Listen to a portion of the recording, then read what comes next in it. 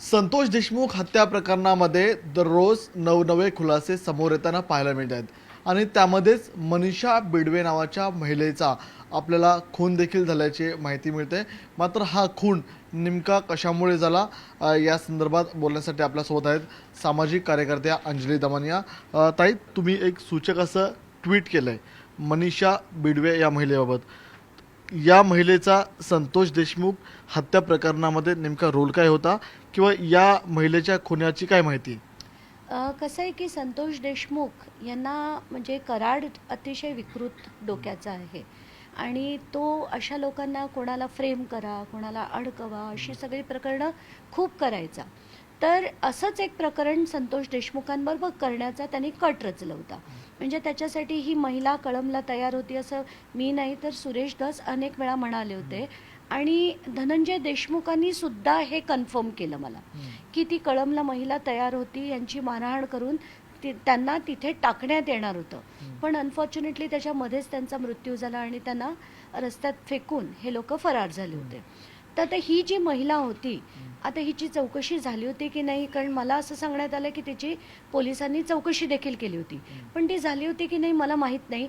पण ह्या महिलेंचा ची हत्या 7-8 दिवसापूर्वी झाली याची माहिती मला 2 दिवसापूर्वी मिळाली।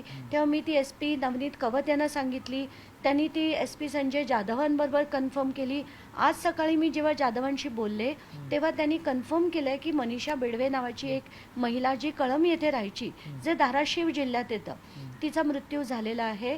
तिला एका रूममध्ये ती जिथे सापडली, ज्या घरामध्ये बाहेरून कुलूप होतं आणि आत तिचा मृतदेह अतिशय सडलेल्या अवस्थेत मिळाला असं त्यांचं म्हणणं होतं।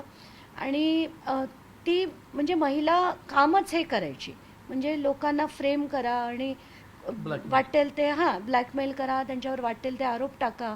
म्हणूनच तिच्या घरच्यांनी सुद्धा कंप्लेंट सुद्धा फाईल करायला नकार दिला।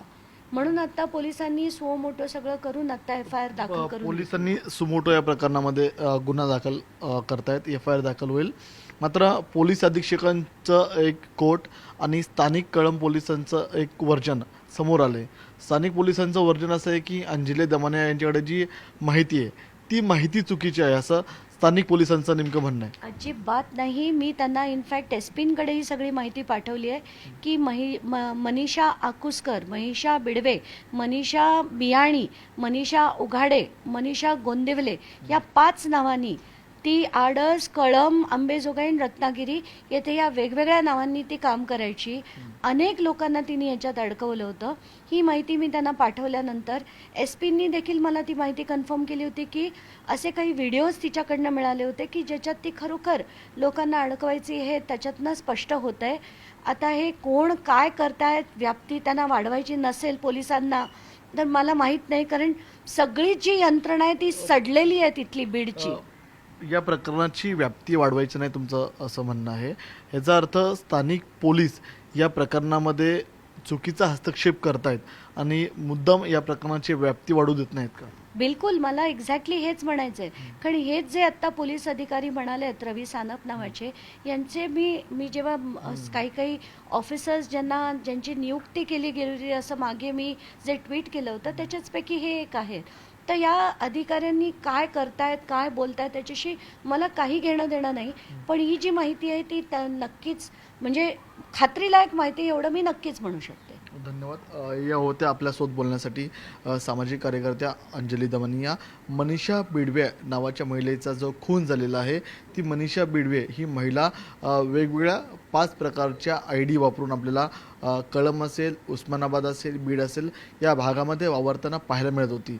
मात्र या प्रकरणातली धक्कादायक जी माहिती समोर येते, जे पोलीस अधीक्षक आहेत त्यांचं म्हणणं या महिलेबाबतचं वेगळं आहे आणि जे स्थानिक पोलीस अधिकारी आहेत त्यांचं म्हणणं नेमकं या प्रकरणातलं वेगळं असल्याचं पाहायला मिळतं आहे।